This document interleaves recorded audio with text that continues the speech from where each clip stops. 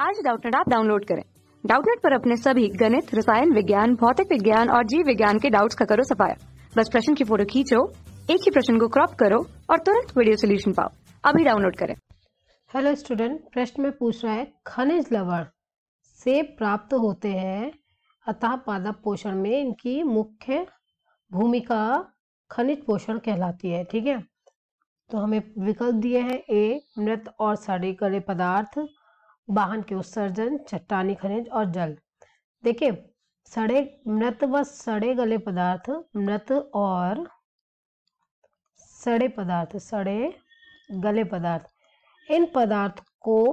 इन पदार्थों से पोषण तो मिल सकता है। इनके ऊपर जो है कुछ पौधे निर्भर होते हैं, मृतपोषी होते हैं और इनसे पोषण लेते हैं। ठीक है, ये पोषण तो दे सकती हैं पर इनसे खनिज लवण प्राप्त नहीं होता।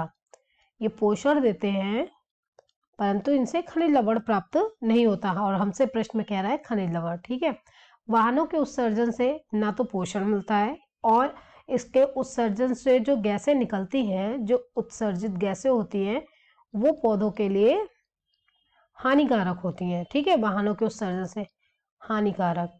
ठीक है, तो वाहनों के उत्सर्जन से जो खनिज लवण नहीं निकलता, जिस कारण से पौधों को ये प्राप्त नहीं होगा, तो ये विकल्प भी हमारा गलत हो गया। ठीक, वाहनों के उत्सर्जन से खनिज लवण नहीं प्राप्त होता, मृत तथा सड़े गले पदार्थ से खनिज लवण प्राप्त नहीं होता। पोषक तो मिल सकता है पोषण, परंतु खनिज लवण प्राप्त नहीं होता।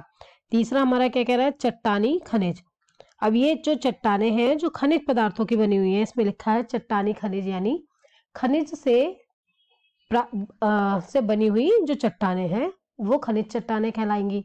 ठीक है, तो अधिकांश खनिज जो होते हैं, अधिकांश खनिज जो कि पौधों के वृद्धि व परिवर्धन के लिए अनिवार्य है। खनिज किसके लिए अनिवार्य है? पादप की वृद्धि व परिवर्धन के लिए। ठीक है, के लिए अनिवार्य है। वे चट्टानों के टूटने व क्षरण से पादपों की जड़ों में पहुंचते हैं। ठीक है, वे कैसे पहुंचते हैं? चट्टानों के टूटने या उनके क्षरण से। ठीक है, क्षरण के द्वारा। ये क्षरण किसी भी रूप में हो सकता है, चाहे वायु के संपर्क में आने से हो, चाहे जल के संपर्क में आने से हो। तो ये फिर उनका जब क्षरण होता है तो ये पादपों की जड़ों में पहुंचते हैं और फिर उन्हीं के द्वारा, वायु के द्वारा उसके मृदा में मिल जाएं या फिर जल के द्वारा वो अवशोषित कर लिए जाए और वो जल जो है वो जड़ अवशोषित कर ले, तो फिर जड़ों में को उपलब्ध हो जाते हैं, जड़ों को उपलब्ध होते हैं ये। ठीक है, तो इस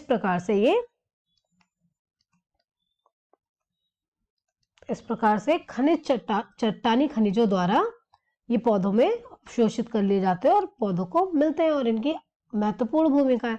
ठीक, तो ये हमारा विकल्प जो सी है वो हमारे इस प्रश्न का उत्तर होगा। जल के द्वारा हमें हमारे पौधों को पोषक तत्व, जल एक आवश्यक तत्व है पौधों के लिए और इनसे पोषक तत्व प्राप्त होते हैं। जल से पोषक तत्व मिलते हैं, परंतु खनिज जो है वो चट्टानी खनिज के द्वारा प्राप्त होता है। पोषक तत्व मिलते हैं और जल पौधों के लिए आवश्यक है। ठीक है, तो हमारा उत्तर क्या होगा? सी विकल्प। हमारा उत्तर है विकल्प सी, क्योंकि यहाँ बात हो रही है खनिज लवणों की, तो खनिज लवण हमें चट्टानी खनिज से प्राप्त होंगे। चट्टानी खनिज। ठीक है, यही हमारे इस प्रश्न का उत्तर होगा, खनिज। ठीक है, विकल्प कौन सा है हमारा? विकल्प जो है वो है विकल्प सी। हमारे इस प्रश्न का उत्तर है। धन्यवाद। कक्षा 6 से 12वीं से लेकर नीट, IIT, JEE वो एडवांस के लेवल तक 1 करोड़ से ज्यादा छात्रों का भरोसा। आज ही डाउनलोड करें डाउटनेट ऐप या व्हाट्सएप करें अपने सारे डाउट्स 8400 400 400 पर।